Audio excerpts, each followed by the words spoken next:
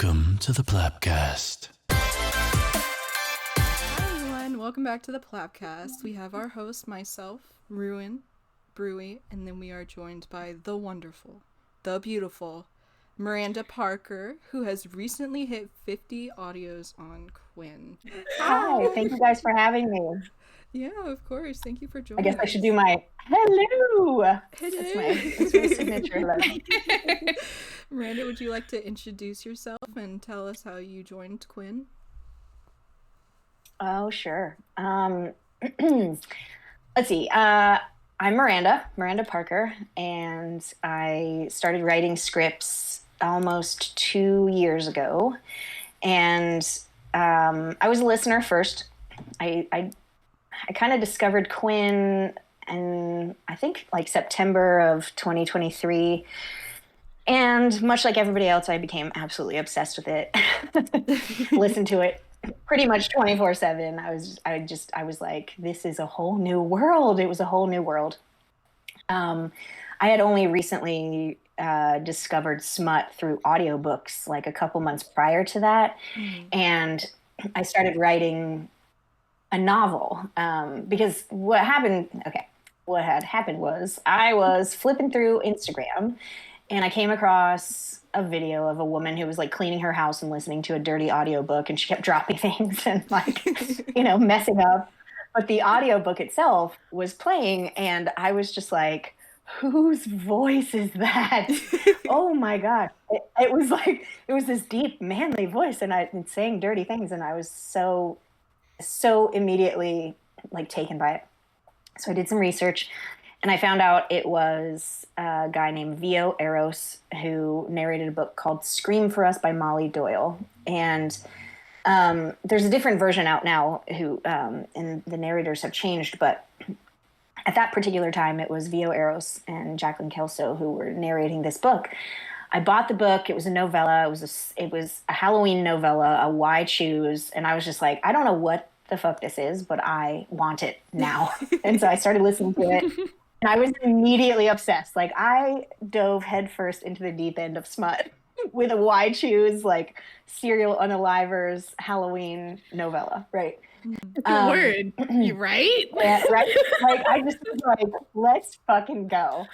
I literally was like, this is what I've been missing my entire life, seriously. And I listened to it pretty much nonstop for like a week straight. And then I was like, you know what? I could totally do this. Like, I could write something like this. And I'm a theater person. I went to musical theater school, and I've been in theater my entire life. So I have that creative bug in me anyway. I've written things here and there, like I've written little sketches, and I'm a singer as well. So I've just, any kind of creation is something that I'm always drawn to. And so I started writing a novel, and I wrote the first draft in a week. I could not stop. I physically just could not put my phone down. I was just typing away. And then I discovered Quinn, and I was like, oh my gosh, this is like the short form of this. This is just the spicy bits. And I became obsessed, listened to it all the time. And then I met another listener who you all know now as Alice. And we became fast friends. And when she was kind of toying with the idea of becoming a voice actress, she was like, would you be able to like write something for me to record? And I said, of course I would, of course. But I had never written a spicy script before. I didn't really know anything about how any of that worked. Being like a new writer that just came out of nowhere, I was like, the ultimate dream would be to be on Quinn, but I don't even know how to do that or where to even begin. And so I wrote her a short little piece that she recorded and put on Reddit, and it was pretty successful. And then I wrote another section of it. I wrote like a part 2, and that was called First Taste. And those were based on characters from my book that I planned on writing much later on. And then she became a voice actor on Quinn, and she was like, oh my God, what if I did a collab with Dr. Rapture? Because she was starting to make connections with a lot of the other VAs and stuff like that. And she was like, can I pitch him a script? Like, would you be able to do this? And I was like, no, but do it anyway. Like, why not? Like, shoot your shot, right? So they had become pretty good acquaintances at that point. And she was like, hey, I have this writer friend. She has an idea for a script. And Alice and I kind of came up with the idea for double booking together. She kind of had the idea of like a dating app and having people meet at a bookstore. And then I took that idea and ran with it and created the script. And so that's kind of how the very first audio that I got on Quinn blossomed. And it dropped on April 23rd of 2024. And it was a collab with Dr. Raptor. Mm-hmm. And that's how my career began. Since then, I have just been hustling like mad to work with. I have literally been hustling like mad. My main goal when I got on there, when I officially became a writer on Quinn, after that very first drop, my goal was to work with as many voice actors as I possibly could, male, female, anything, because I wanted to challenge myself to see if I could write for anybody and could write for anyone's voice, could write for all listeners as much as possible. And I wanted to just be friends with everyone. In terms of like, I wanted everyone to know who I was and just be able to work with anyone and everyone. And I have been now with 16 voice actors. I've worked with 16 voice actors on the platform. And yeah, I just hit 50 audios, like you guys said. So it's been a really amazing journey so far. Well, and that was my long-winded introduction. It's a big milestone, though. 650,000 plays overall. That's crazy. Yeah. It's surreal. It's surreal for sure. That's so many people that you've brought happiness to. Well, I definitely didn't think, like, when I got onto Quinn, I was just excited to be there. Like, I literally was just like, oh my God, I'm here. Like, it happened. Right. And then the momentum started to pick up, and I started working with other voice actors, and I started getting into the swing of kind of finding a select group of voice actors. If you look at my work, I've worked with several voice actors multiple times over.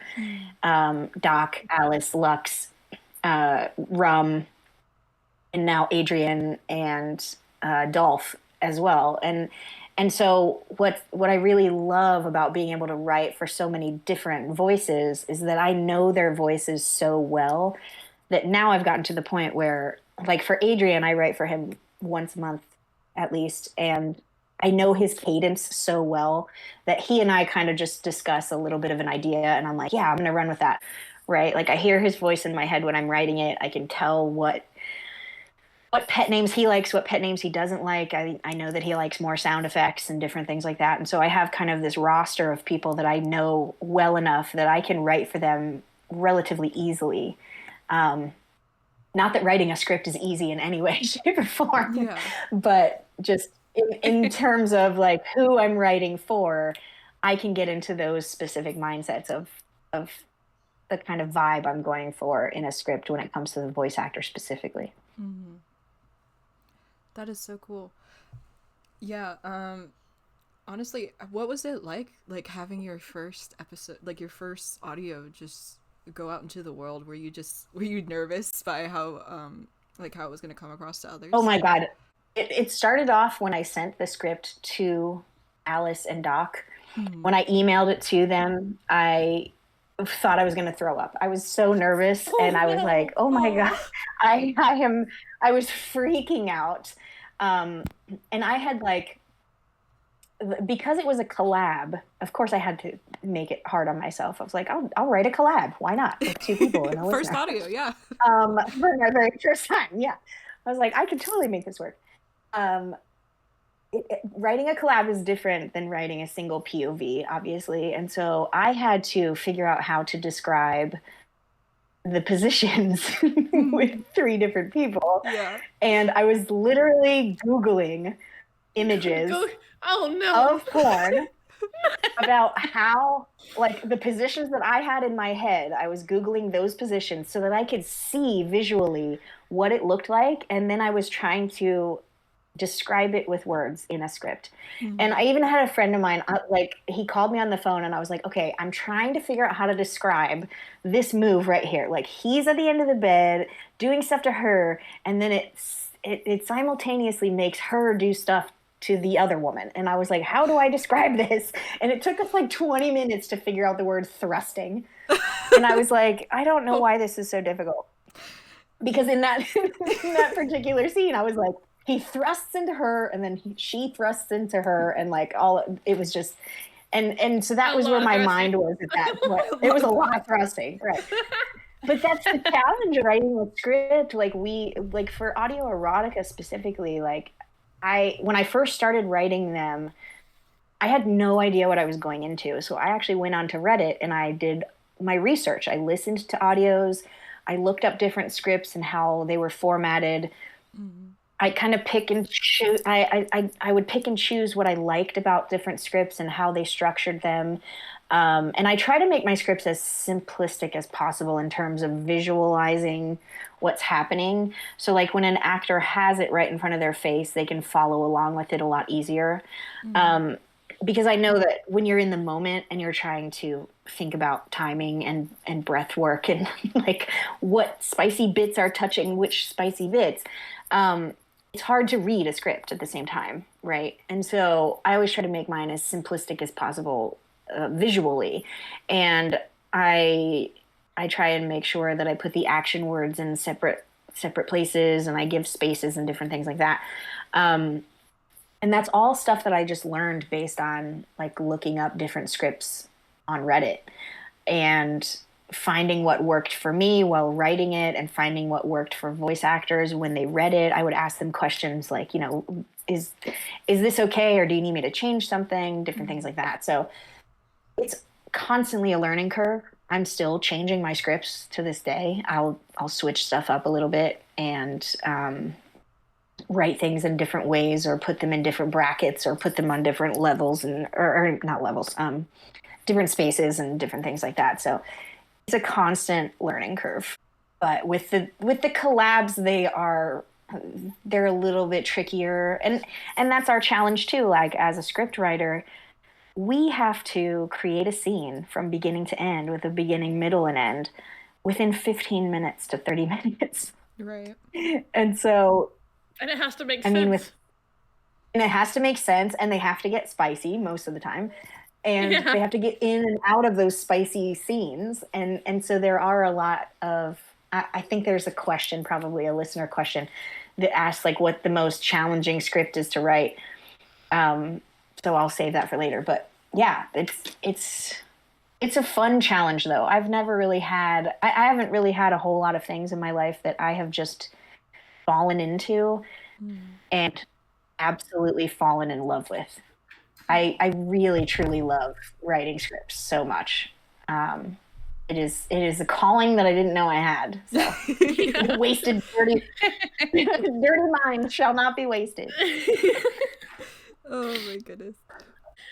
Do you do all of your own media posts?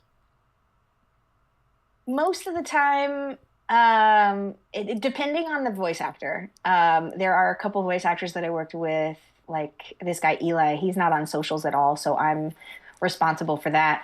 Adrian always does his own and then just makes me a collaborator. Some voice actors do it every once in a while, and then some don't. So it really just depends on the audio. But most of the time, I try to make a teaser. But that's the thing too. Like a lot of the time, I don't know when the audios are dropping, and so I'll make a teaser and want to drop it. And if I drop it, then I have massive anxiety about whether or not the audio is actually going to drop the next day. Sometimes because they won't tell me. And like, unless the actor is like, yes, it's coming out tomorrow, which is rare, then I usually don't drop a teaser beforehand. I'll drop it on the day. But yeah, So I'd say about 70-30 is me. Okay. Do you use, like, what do you write on? Do you write on Google Docs? Do you write in a notebook? Word? I do Google Docs. I do Google Docs, and what I normally do is I'll write the first draft on my phone, because typically if I have an idea, it's coming out of my brain faster than I can actually type it. And my thumbs of fury I'll just like start typing it on my phone like super fast. And then I'll go in and I'll edit it on my computer. I mean, I've done start to finish on my phone before, and it's not the easiest because usually the spacing is off and all of that other stuff. But yeah, that's what I typically do. I start on my phone and then I'll go into Google Docs on my computer. I never write it I never hand write anything. I cannot write fast enough at all. My hand would be cramped.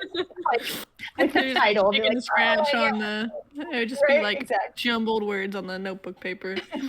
Yep. What's your scripting process? Like, how specific do you get? Like, do you give like SFX direction? Do you give line direction? Or is it like, this is your dialogue and add sounds where you see fit? So again, it depends on the voice actor. If I'm working with a new voice actor who's never worked with me before, I tend to be a little bit more detail oriented. With a voice actor like Adrienne or Dolph or Rum, like I've written for those guys a few times now, so they know what my style is and I know what their style is. So I will typically, for their particular scripts, I would write in ad lib here a lot more, like feel free to ad lib here and stuff like that. And I'll add very little special effects because I know that they already in their mind have the what is the term? Soundscaping? Is that what it is? Yes. They can create the sound effects themselves, and they typically do. So I don't have to write in every wet sound or oral sound or all of that kind of thing. I know that they typically add those in anyway. So I don't reiterate those all the way through. However, I'll write, like for a new voice actor,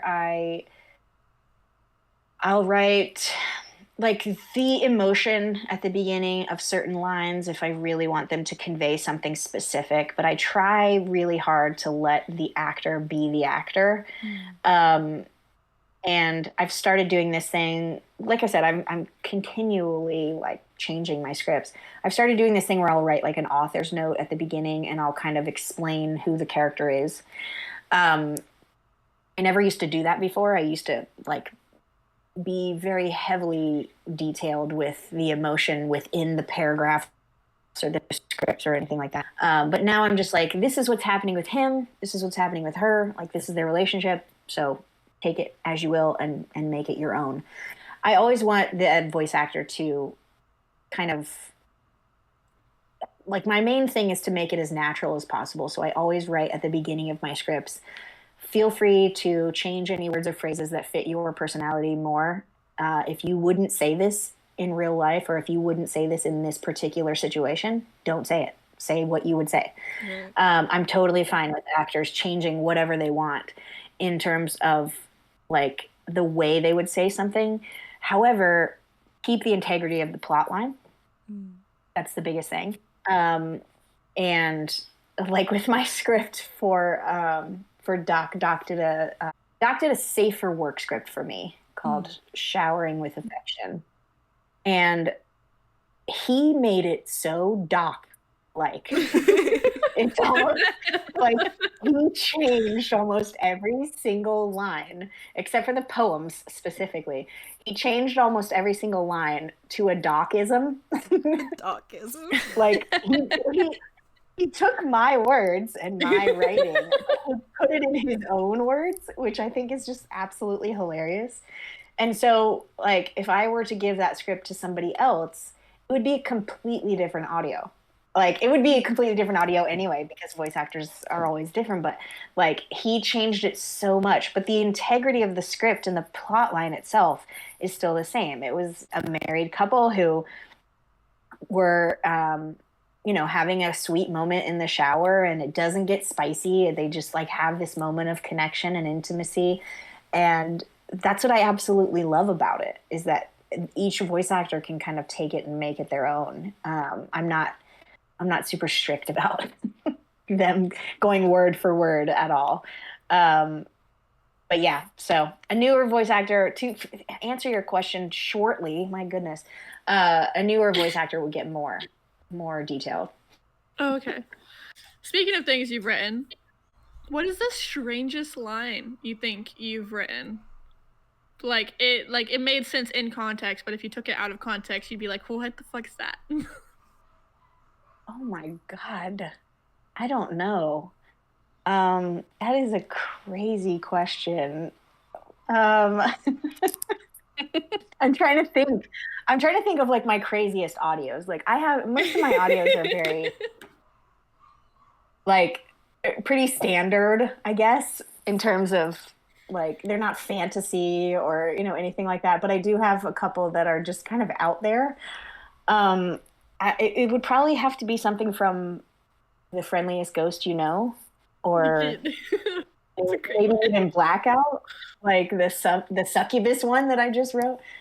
Gosh, I don't know. I do have like a favorite line in every single audio that I've written though. Like if I shamelessly listen to them on repeat. You're like, I do. I really enjoy my own work, and like just I'm so supportive of the actors who've taken my words and created this incredible art out of them. And so I have like a line in every single one that when I hear it, I just like get giddy. I'm like, oh, I love that so much. And it's not even particularly like a sexy line or a spicy line or anything like that. It's just like the actor performed a line so perfectly that I'm just like, oh, yes, fucking A. That's amazing. Is there any line that's made you blush, like after you wrote it? Oh, tons. Like, tons and tons. Any line with daddy. Any line with daddy. Oh my God. Okay. Oh my God. And I don't like that a whole lot. But I told this story on another podcast, but I was listening. I always listen to my audios when they drop because I want to, you know, give them the numbers and stuff. And I also want to hear them again. I don't always get to hear the audio beforehand. So sometimes I get to listen to it for the first time with you guys. But I was listening to It Was Only a Dream that Rum did a couple weeks ago. And at one point he says, do you want to call me daddy? And I was in my car and I just, like, without hesitation, I was like, yes, I do. Out loud. I said it out loud. And I was like, oh my God, I think I've hit a new level of feral because I am responding to my own fucking line in my script. Yep. Yeah. So, yeah, I have definitely blushed quite a few times while reading it back to myself out loud. And I'm just like, yeah. Like, I just did that. But probably something with daddy in it. Anything with daddy in it. Well, gotcha. Do you have any favorite tropes to write?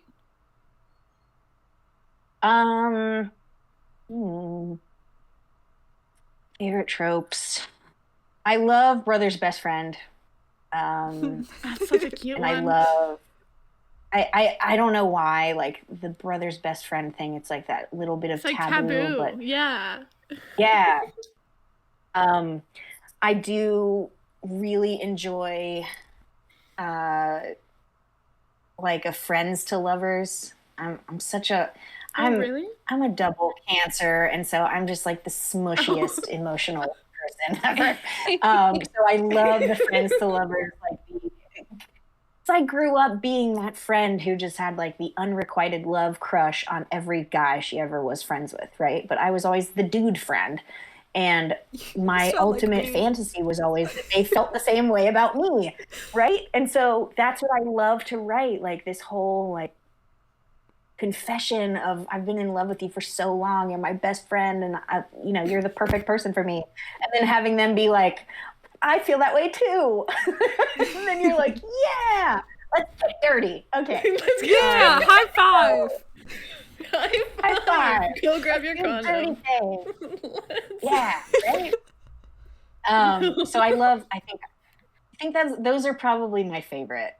The friends to lovers, or like the brother's best friend. That brings us to the first round of our ad lib game. Quinn lib. Okay. I'm going to ask you for words for the first line, and then Manda will ask for the second, and then Brie will ask for the third, and we'll keep rotating until we're through. And then we're going to take turns reading your creation to you. Okay. All right. Okay. What is an article of clothing? Something to wear. A sock. A sock. Okay. I love that. And give me a verb.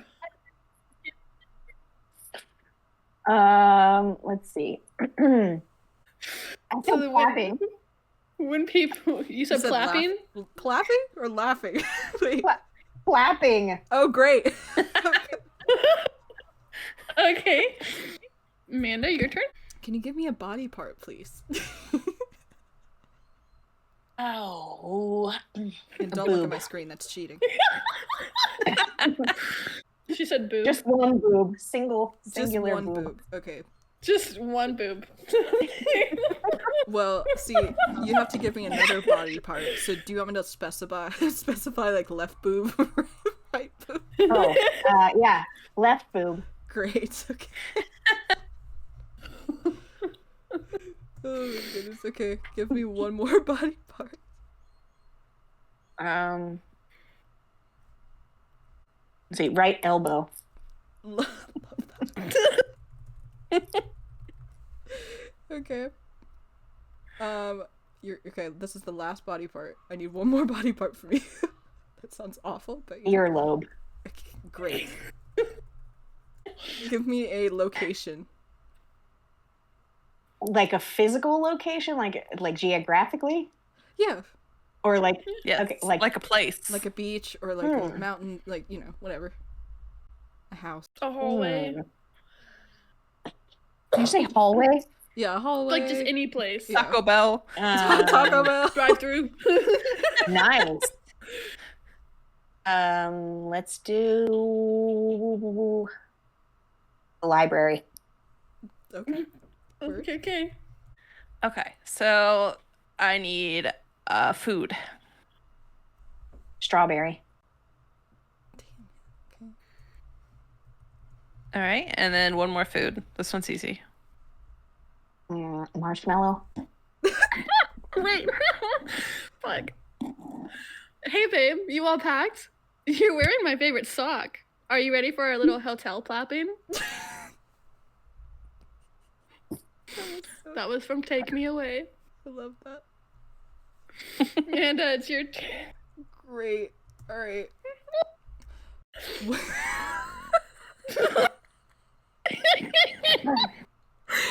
Oh my gosh. Okay.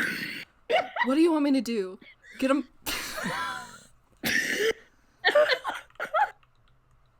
Oh my god. Scene. All right.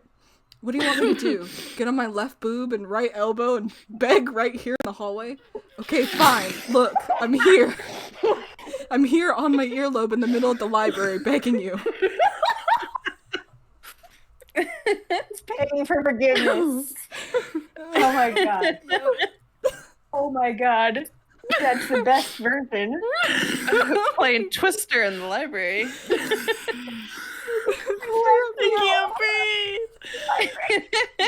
Ruby, Here on it's my your turn. earlobe. Okay.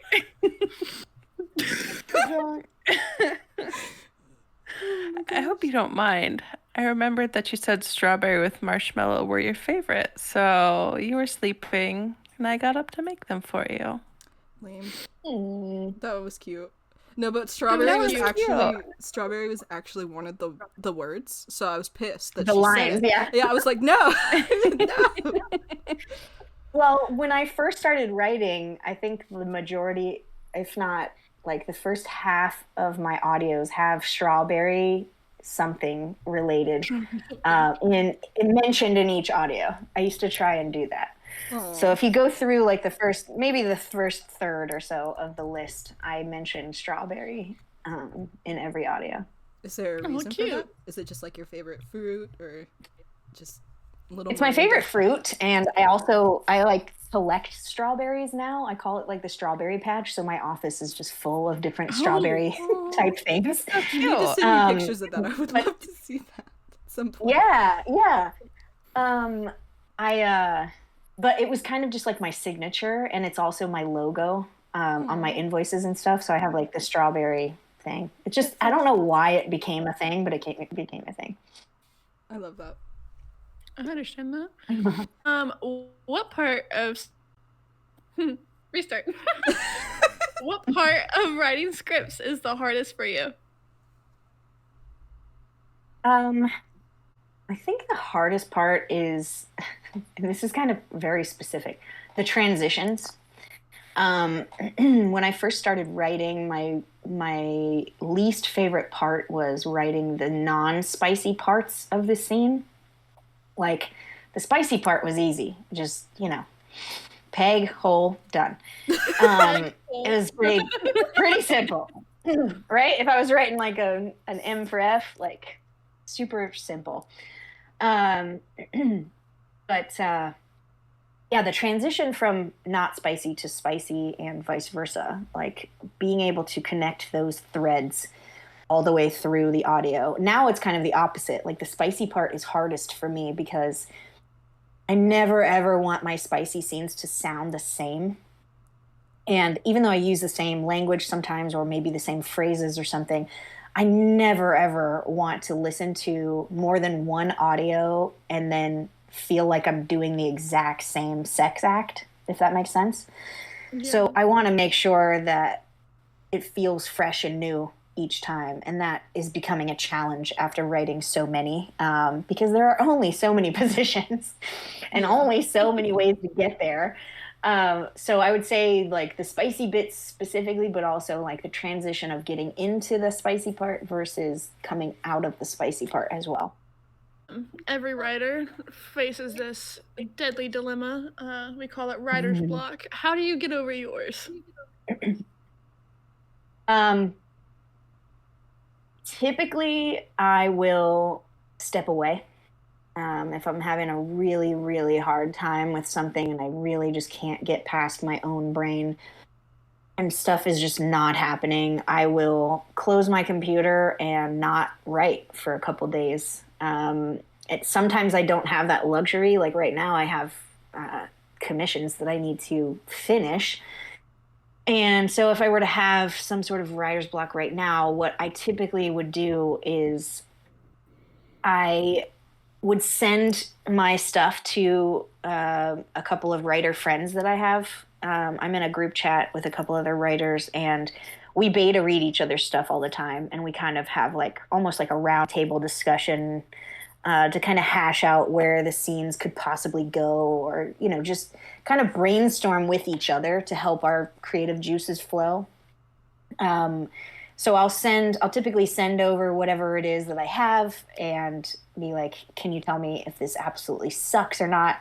Because I'm really having a hard time figuring out where to go with this. And I do the same thing for them as well. Sometimes they'll get stuck and they'll send me their stuff and I'm like, oh, okay, well, this character could do this, or they could go this way, or, you could do it that way.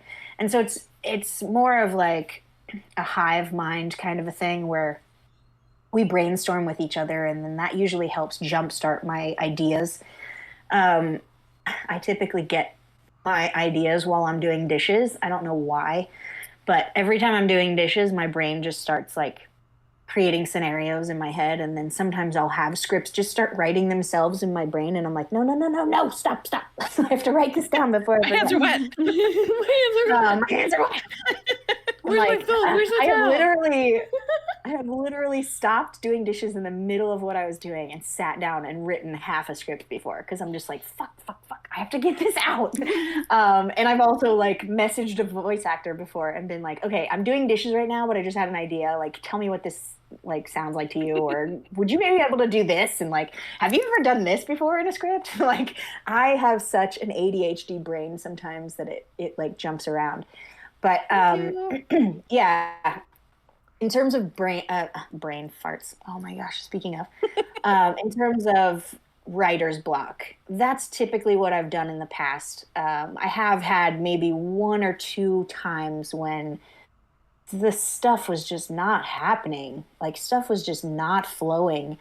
And in those specific situations where I really was really stuck, like you just like, I should not be doing this. Why am I a writer? And then you get the imposter syndrome that just comes down on you like a brick wall. Step away and do something else creative. I'll do a puzzle. I'll paint. I'll sing. I'll go for a walk. I will, build something with my kids with their blocks or something, like it's just like any other creative outlet that can kind of get you in a space where you're creating art or stepping outside of your own brain. Sometimes that can help. But yeah, unfortunately, writer's block is just, it's a fact of life. Yep. For a writer. So sometimes you got to push through, power through, write something shitty, write it all down, struggle. even if it's shitty. Yeah. And then you can go back. Like I have multiple scripts that I haven't finished, and I just discovered one the other day that I started reading, and I was like, what the fuck is this? I didn't even remember writing it. And I wrote like 4 pages already. And I was just like, what the fuck was I doing? Like, I don't even remember writing this. And I went in and I started reading it. And by reading it, I started changing all kinds of things. And now I have almost a full script again. So stepping away from something, it can help sometimes if you are really having a hard time with a specific project.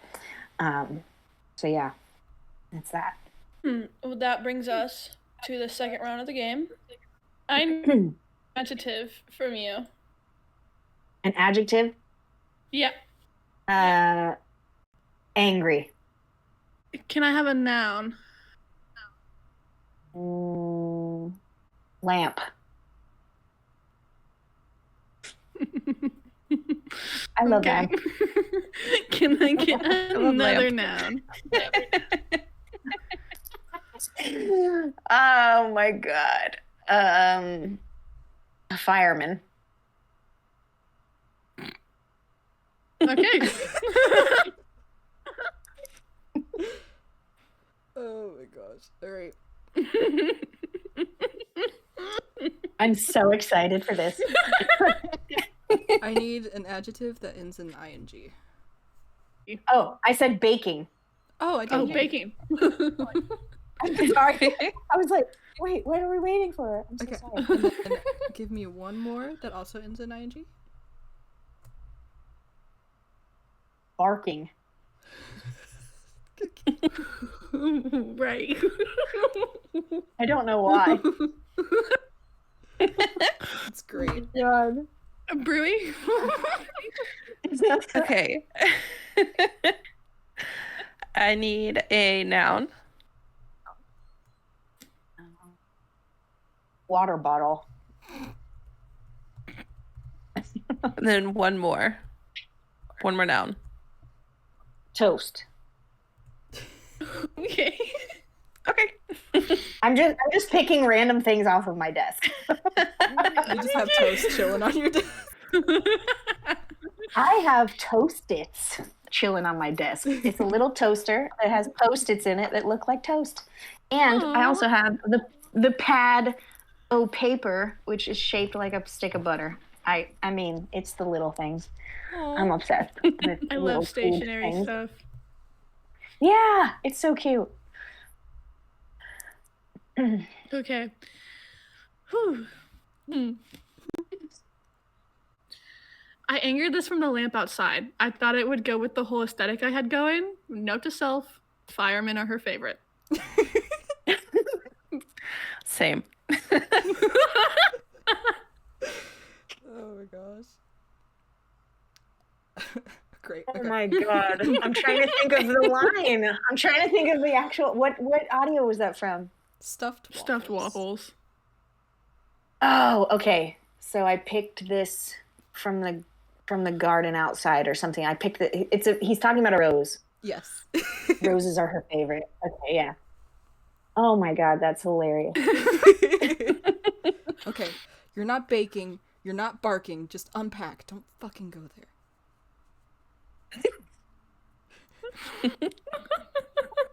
You're not barking. Oh my God. Which one is that from? The hotel reunion.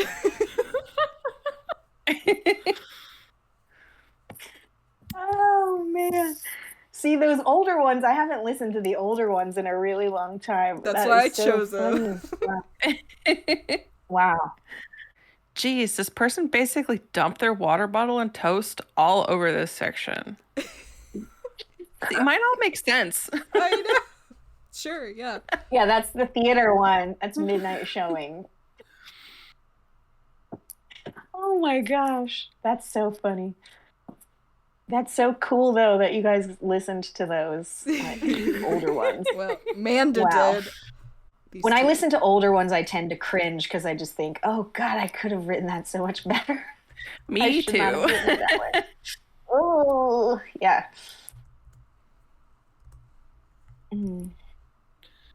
So I'm going to ask a few questions, and then we can go to listener questions, because you have a little bit here. Okay. So you're not an anonymous writer, and I know some writers tend to be anonymous. Is that challenging for you to just be out there with yourself? Actually, no. Not even a little bit. From the very beginning, I like I said, I'm an actress, and so I have always been of the mindset that I would just be me. Yeah. I'm also kind of an attention seeker as an actress, so look at me. And not in the way of like, oh my God, everybody needs to look at me. It's more of just like, I like, fuck it, I'll do it. Yeah. It's kind of the kind of thing, like, I've never shied away from making a total ass of myself in front of a huge crowd of people.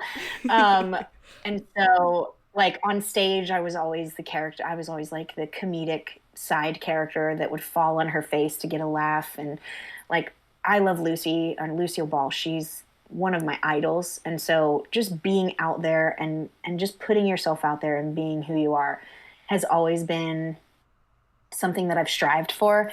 And so when I got into this space, I didn't even realize that there was such a thing as being anonymous or non-anonymous. Like, I was completely green when I got into the space as a listener.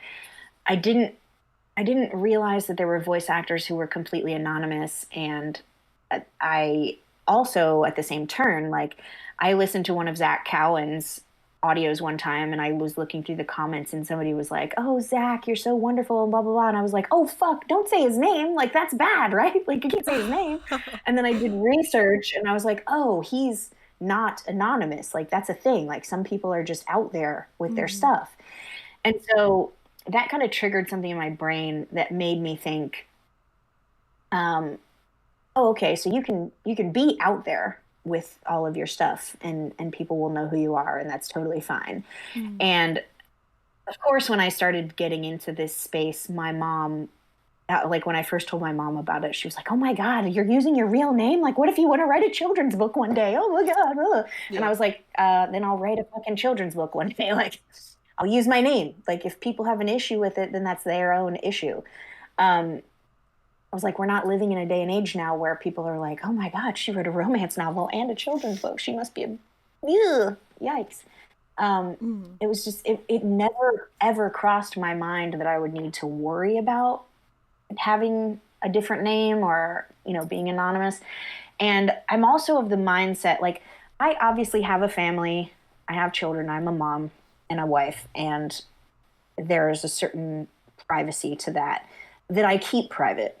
However, I feel, and from my experience in seeing a lot of the anonymous creators go through this space, I feel like if you're anonymous, you are more susceptible to people coming after you to try and find out who you are, because the mystery makes it more alluring.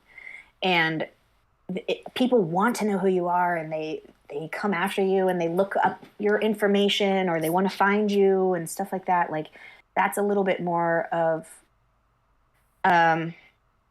people have more of a desire to do that for creators who are anonymous. And in my mind, like, being out there and saying, hey, this is who I am. I live in California. Like, I'm a writer. I have a family, this, that, and the other. Like, giving them just enough information about who I am makes me not, and like, it sounds bad, but it makes me not as exciting to follow. Like, in a way that, like, nobody would stalk me. Yeah. I don't think, knock on wood. You know what I'm saying? So, like, I feel like I'm protecting myself in being hidden in plain sight, if that makes sense. And like, I'm not saying being anonymous versus non-anonymous. Like, there's no right answer. It's whatever you're more comfortable with. I know some people are anonymous for very, very good reasons. You know, they have a specific kind of job, or they have a family, or, you know, this is a special thing just for them that has nothing to do with anybody else. But this is my career. I've chosen to make this my career. And so being anonymous was never in the cards for me. And I like being out there, and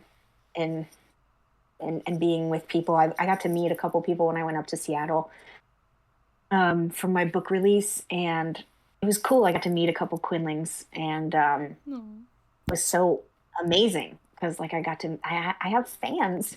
I have fans. Yeah. Fans. It's so exciting. It's like so surreal to me. But yeah, so that's my take on it. Yeah. I didn't know you had a book. Could you tell us a little about that?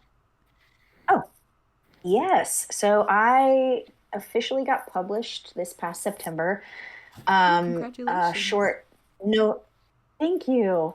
It's a novella called Choose Your Own Adventure, and it is part of an anthology called Bound in Shadows by the Portland romance writers. A very, very dear friend of mine, Katie Rose, she's also an author and a scriptwriter in the space. She goes by K Rose in the Quinn sphere. She lives up in Portland and is part of the Portland Romance Writers group. It's all locally indie authors. And she asked me, she was like, I think you're a really incredible writer. Would you want to do this project with me and be a part of this anthology? And I initially was just like, I don't think I'm ready for that. Yeah. Like, I don't know if I'm good enough to publish a book yet. Like, I have no idea what I would write, or this and that and the other. She told me all the information. Each one of the stories is a dark romantasy theme. And so everything has a bit of fantasy and a bit of dark romance involved in it. And as soon as she started telling me about it, my brain was instantly like, you have an idea. Say yes, you have an idea. Let's do this. And so I said yes. And then I started panicking because I was like, oh my God, I have to write so many words. I forget how many words, like 35,000 maybe, or something like that. I can't remember. We had a word count that we had to hit. And I definitely hit that and then some. I had to cut down so many words. And so that was the thing. Like, I was afraid that I wasn't going to be able to write enough, or, have a good enough idea. And I ended up being more than fine on the words. But yeah, we just got it published this past September, and it's available on Amazon. So you can find the link in my link tree, stuff like that. So. Okay, perfect. Yeah, I'll definitely give it a read and add it to the very long list of books that I still have. PBR, yeah. Yeah. I mean, my specific story, I guess I should tell you a little bit about my specific story. It's about a woman who can go into her daydreams and live out her fantasies in real time. And she chooses to go into her book boyfriend daydreams. and be a character in her favorite books. And so she goes into 3 different daydreams. One is a hockey romance. One is a strangers to lovers forced proximity in Ireland. And then one is like a dark romance with a serial unaliver. And so she kind of, through this daydreaming, realizes what she actually wants out of romance in her life. So it's a silly little No, it sounds romance. Sounds like a great audio too. Like next script. Oh my gosh, yeah. Next script. Script Yes, section. I thought about making those. Well, this is kind of a personal question, and you don't have to answer if you don't want to, but have you ever been like approached by any like unsavory characters trying to get close to other VAs? Because you work with so many, so I would imagine there are some that trying to weasel their way in there. So actually, no. I'm probably one of the Good. only people who can really say that. And I think that a lot of it attributes to the fact that I am, that I'm not anonymous, because I'm just matter of fact with my information. And I mean, it could be something completely different. I mean, people could think that, you know, they could be like, oh, I won't bother with her or whatever. But no, honestly, I've never had anyone come after me or message me or anything like that trying to get to VAs. Thank goodness, knock on wood. I think that there's a level of professionalism that I carry in the space that I'm protected pretty well by the listeners and the people who I associate myself with and things like that. I mean, earlier on, I had a few people like slide into my DMs and they were kind of creepy. But once I surrounded myself more in this particular space, I haven't really had any issues with any of that, thank goodness. Yeah, that's awesome. Yeah. I was curious because, you know, everything that just happened recently, it just made me, you know, I'm very protective over my group, so I can imagine like just. Oh my God, yeah. I have been so fortunate that I am always at arm's length from all of that kind of drama. Luckily, I am in very few groups that tend to protect each other very, very much like that. Like once something happens, the news spreads like wildfire, and I am on top of it when it comes to blocking or being protective over the other VAs. Like I always, you know, if there's anybody who is a threat to anyone or anything in this space, most of the time people will come to me immediately and tell me about it, and I'm on it. I don't hesitate.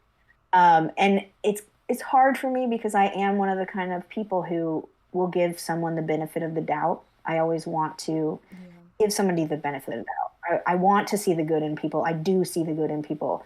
I mean, I sympathize with serial killers, for goodness sake. I'm like, oh, but they just want to like, you know, like stalkers. They just want to see you. They just love you so much. They just care about you so much. They just care about you so much. Yeah, and like I say that jokingly, like in romance books, obviously. But in real life, it is a very real threat, and I know that that not everybody has good intentions, which is horrible to say, but it's the truth. And so, using your own discernment and using your own intuition and listening to the people that you really trust it has saved me.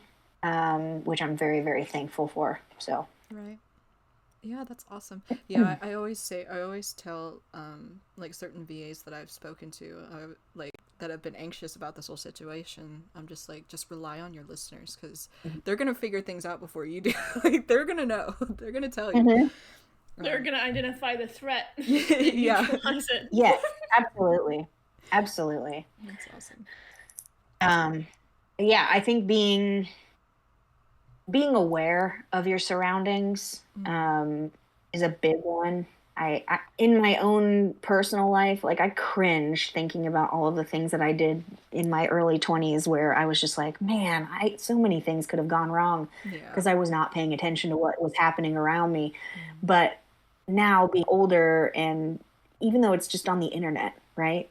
Things can happen still. You still have to be aware of who's doing what and with whom. And not in the nosy sense, but just being cognizant of what's happening around you, and making sure that you're paying attention to a certain extent, especially if you're going to be in this space as much as some of us are. Like, I live in this freaking space. Like, this is my livelihood. I make connections socially through social media, and so that is how I'm able to connect with voice actors. That's how I'm able to get my next gig. And so I really have to make sure that the way I'm presenting myself and the way that I'm acting online and the way that I'm associating with other people doesn't look poorly on me as well. So it's all connected. Yeah. Well, that's awesome. That's a great message too. I mean, you could pass that on to your kids too, just learning how to be safe in online and all that jazz. I mean, because there's so much to it, especially as like this community grows and just on like social media in general. It's always good to be be aware of like what you're posting and be aware of, you know, all sorts of things. So that's because the internet is forever, man. Yeah, it is. It is. So it's forever. Backtracking a little bit, where do you find your inspiration? I mean, you spoke about books. I would assume definitely dark romance, probably. Well, over the years, like being in theater and being around very creative people all the time, I've always had a dirty mind. I've always been a perv, 100% perv. At least you're self-aware. I'm just kidding. Oh, for sure. I've always been of the dirty mind variety. And I love movies. Like, I quite literally made movies my life for a very long time. I was a tour guide at Universal Studios, and I don't know if I'm allowed to say that name. I was a tour guide at a big motion picture studio. I got you. And so movies were my life, my language, quite literally. And so being surrounded by movies, talking about movies all day long, every day, like romance movies, and just, I had no idea what tropes were or what like tags were and stuff like that when I started getting into this space. And the more that I realized what those things were, I was like, oh, I've been studying for this my entire life. Yeah. Like strangers to lovers and enemies to lovers. Like, if you like, that's what those movies are. Like, You've Got Mail, enemies to lovers. It's that simple. And so I now think of things in like the simplest terms when I'm writing a script. And so if I come up with an idea, I do, like, I studied improv. And so in improv, you're given the relationship between the characters, you're given a location, and you're given a situation. So whenever I'm coming up with a script idea, I think about those three specific things. Where are they? What are they doing? And who are they to each other? And then I build on that. And so, like, Lux one time, he messaged me and he was like, hey, I'm doing this special pirate project. That was last year when there was a big pirate project. And he was like, I really want to do a script, but I have no idea where to go with it. Like, can you help me out? And I was like, okay, cool. Fast forward to an hour later, I called him and I was like, okay, here we go. You're a pirate captain, and you're going to meet her on her boat because you're going to try to steal all her shit from that boat. And you guys are exes, and you're going to have a little thingy-ding in the captain's quarters. And then she's going to tie you up and, like, basically maroon you on that ship and take everything from it. And I started going on this whole explanation, and I basically wrote the script right there. And he was like, Jesus Christ, like, how did you do that? I was like, dude, it's easy. And so sometimes I can do that. I can write a script in a day if I have the correct like pieces to plug in. It's a puzzle, and I just plug them right in, and there it goes. It just happens. Other times, like the scripts that I just finished, I just finished 2 scripts. They were trying to kill me. I swear to like they were trying to kill me. I had this idea in my head, and I could not get it out on paper the way that I wanted it to, and it took me forever. It took me so many edits.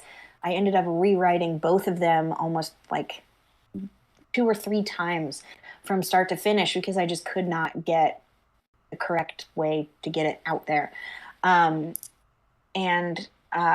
I've lost the plot now. What was the question? Where So sorry. Where your I completely inspiration forgot. comes from. Inspiration. Okay, there we go. So the short answer is movies and music and fantasies that I've had over the years. That's what I was going to say. Like before I started writing all of these, I had written down a couple dreams that I had, and stuffed waffles was actually a dream that I had. Aww. I woke up one morning from a dream and wrote that down. And Take Me Away was another one that was a dream that I had. And I had just written like the spicy part. Like I woke up super fucking horny one day and I wrote it all down. And I was like, oh, this is kind of cool. And then it became a scene later on because I just plugged in those pieces. Yeah. And so yeah, that's where my inspiration comes, mainly from movies, I guess I would say. It's very cool. Long story, extra freaking long. No, you're totally fine. I love hearing people's passion. Whenever it comes through, it's so inspiring to hear from writers, sound editors, from VAs themselves. It's just how this world of audio erotica can branch out to all these different forms of artistry, and it's so fun to me. I love it. So oh my god, I could go on for days. I know, me too. Me and Adam got on a whole tangent. It was wild. I guess this brings us to the very last round of the game. Are we ready? Oh boy. Okay. No. No, never. Okay. No. Continue. Yes. Do you ever get inspired to write like a character or maybe like a short story based off of a script? Like you've written the script and you're like, I love this, but then like you're attached to whatever story the script is set in and you're like, I need this to be more than just the script, so you like write it into more.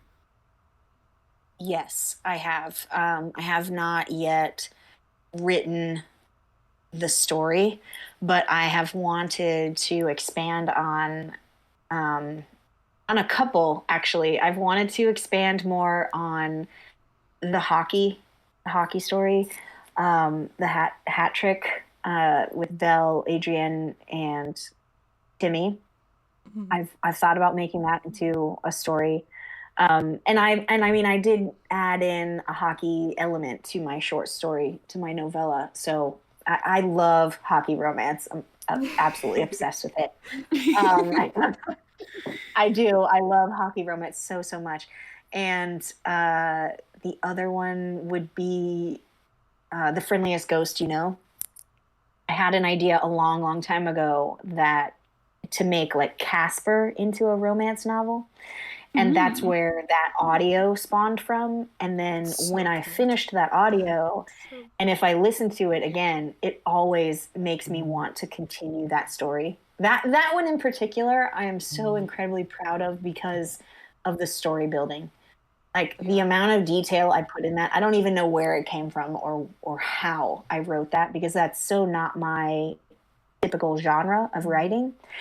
But the amount of detail and the character building that I did in that particular audio, I would love to expand on those. That one inspired me. I loved that one. That was probably one of my favorites, honestly. Aww, I was listening to it today and I was trying not to cry. I was like, oh my gosh, this is so good. Every time I listen to it, I'm like, I wrote this? I'm sure? Like, it's so like profound, and I didn't even realize it at the time when I was writing it. I was just like, oh, he's from a different time, so I need to use different language. I need to use, I need to set this up in such a way. And typically when I write, I will sit down at my computer and, like I said, I'll know those three elements: where they are, who they are to each other, and like what the situation is. But I will just sit down and I'll start writing. It just comes out. I don't outline. I don't write character synopsises or whatever. Like, I don't write any of that kind of thing. I just start writing and I let it flow in such a way that the conversation happens. And that one in particular, like when I go back and read it or I go back and listen to it, I'm like, damn, I was on top of it that day. I don't know where it came from. So, thank you. I appreciate it. Of course. I was asking because sometimes I suffer the same problem. So I was Yeah. But to the game, can you give me an adjective?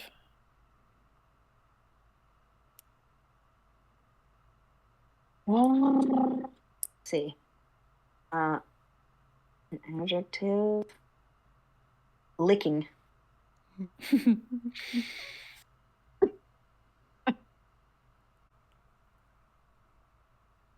Coffee shop. Okay.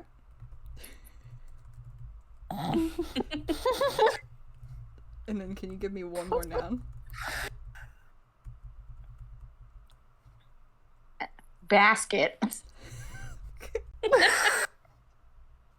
Basket. I don't know why. Perfect. It's on my desk. I'm scared. Brie. Oh, it's not my turn. Yep, it is. It is. Oh, God. Ask for the thingy. An adjective.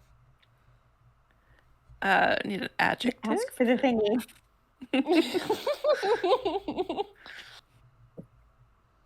Oh God, I don't know. Red. Okay. Oh, Okay. No. One more adjective. It's your last one, I promise. Big. Big. I did. Okay. You said big, right? Big. Okay. Yeah. I don't know that one was supposed to be an adjective. Hold on. I think that was supposed to be an adverb. Yeah, you're right. I'm sorry. Can I have an adverb, please? So it's supposed to be an adverb or a noun? I think that's supposed to be a noun. Yeah, wait. Yeah, noun. Sorry.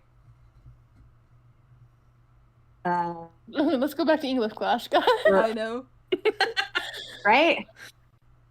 Toaster. Oh. Perfect. Rui, you get to read this one, and I'm Oh, giggling. God. That's why you skipped yourself, because you wanted me to read this. I did this one. Okay. How are we supposed to settle this if you just lick me and run away? The I can think of a few ways. The sweetness of your coffee shop is better than any basket I could ever covet.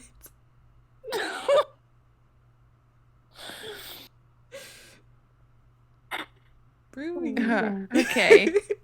Yep. Where are those from? Mark My words. Which? Mark my. Oh, see, that's the pirate one. Yep. Oh, jeez, that's so funny. Spread yourself open for me. Let me see your most intimate parts. What wouldn't I give to feel your red on my fingertips? The feel of your toaster in my arms when I find that perfect spot with my finger. The feel of your toaster in my arm. Oh my god. No. I feel like we need to dedicate that one to Toasty. Oh yeah, the toaster. Oh my I need my God. inhaler. Oh my gosh, that was Oh my God. Which one is that from? That one's from the friendly. friendliest ghost you know. Yeah.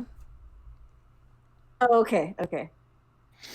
Mhm. That is Ugh. hilarious. Anyways, do you want me to do listener questions now? Go for it. Oh my god.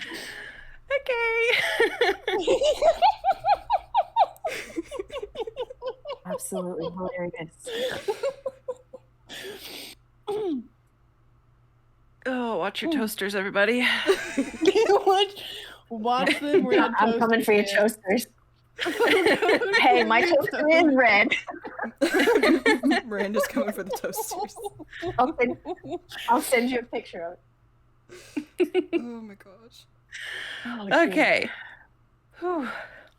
So our first listener question is from Putty. She says, "Hey there, Miranda. First and foremost, congratulations on hitting 650,000 plays overall on Quinn.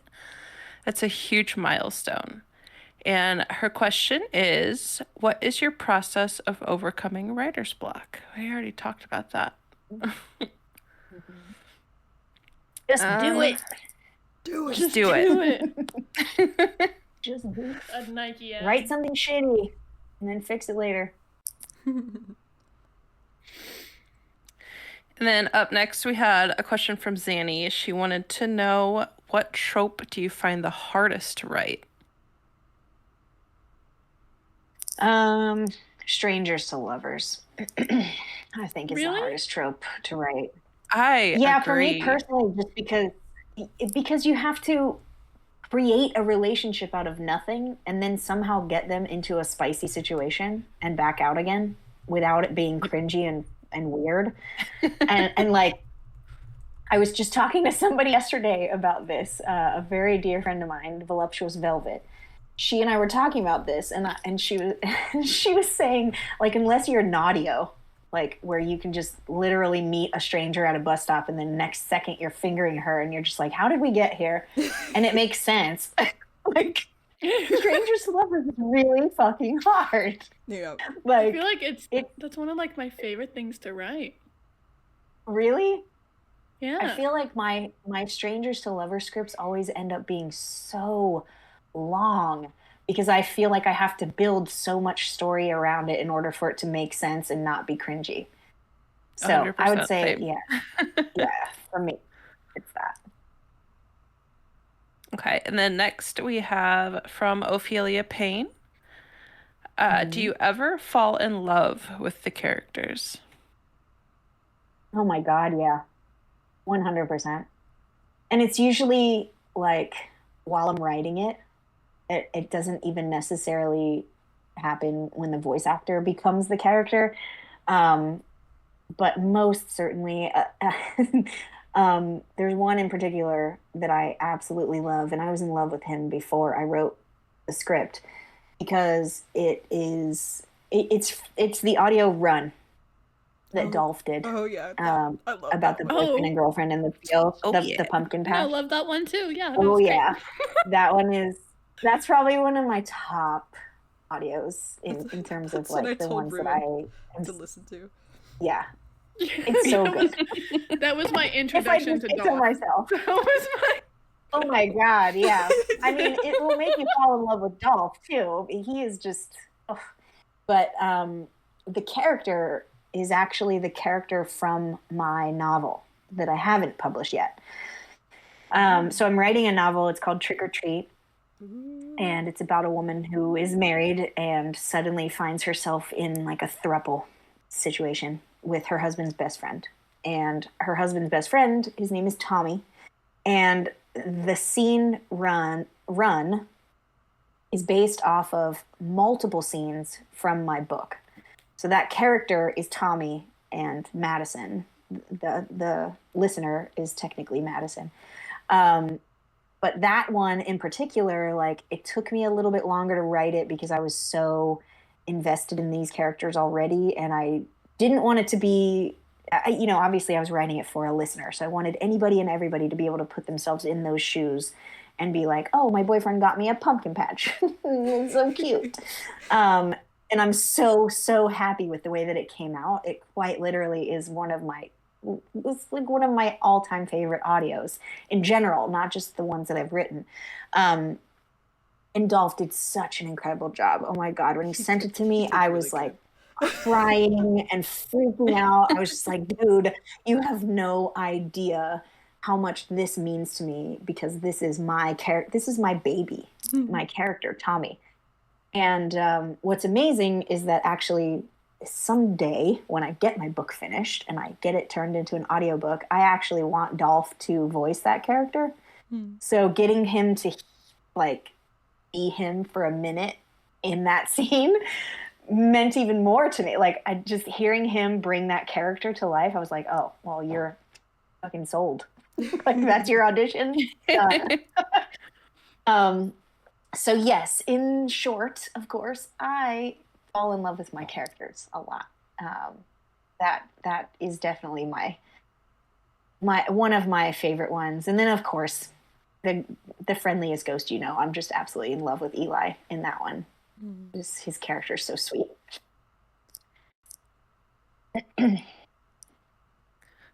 So this question comes from Lily. She says, "Hey Miranda, I wanted to say this. I'm super proud of you so much with the amount of scripts that you've written.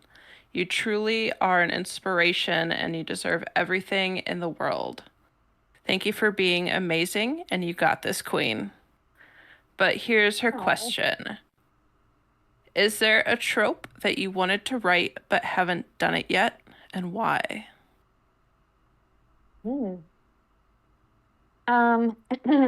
So I think it's so interesting. I was thinking about this because I saw that question yesterday when you guys posted about it, posted about questions.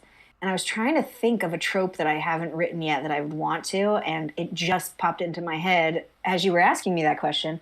And I think it would be cowboy. Like, please. Some sort of cowboy romance.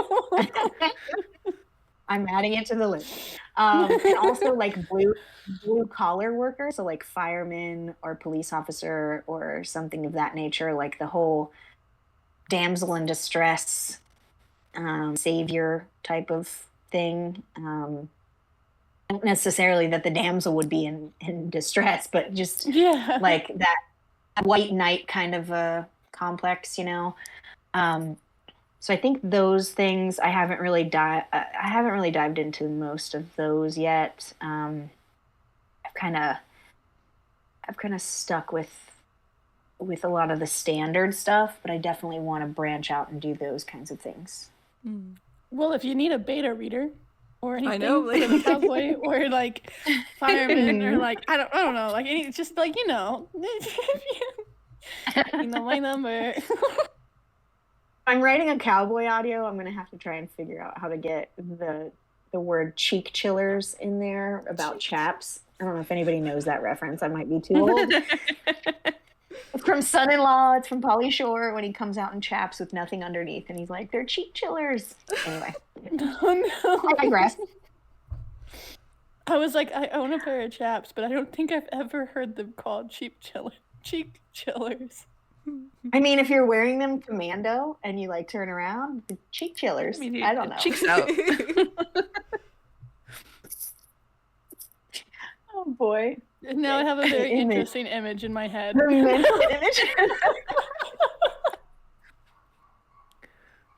God, that's hilarious. I wonder who would do a cowboy accent for me the best. Who would I be feel like the cowboy? obvious one is Lost Tapes, but there's a lot of them that have a pretty good Southern accent. Right? I I mean, Rapture could do a Southern accent. I'm sure that he could. That butthead can do anything. And I call him a butthead lovingly, of course. But I mean, I would love to work with Cowboy VA. He just got on the scene, and I would absolutely love to work with Cowboy VA. So if you're listening to this, Cowboy, hint, hint. hint, hint. And then I would our also last love to work with question. Atlas. Yes. Oh. Go ahead. Sorry, continue, Brewy. Sorry, I didn't mean to step on you. Oh no, you are No, you totally didn't. fine. What were you gonna say? With me? Yeah. That I would love to work with Atlas, but I haven't been able to. We keep like passing each other. Like anytime he needed a script, I didn't have one that would work for him, and vice versa. Like he's booked until the end of time now, and so like I keep telling him, I'm like, I will write for you someday, and he's like, yes, you will. I'm like, okay, just so that we have this agreement. He took on so many scripts and was like, yes, I'm gonna build this bank. And now he's at this predicament where he's like so many scripts, too big bank, no more scripts. Yeah. He's booked out until the end of freaking time. I'm like, dude, what the hell? He will tell you. I will tell you whenever it opens. Because we have a little thingy in our server if you want to join the server. Self-plug. Okay, where it says when his scripts commissions will open again.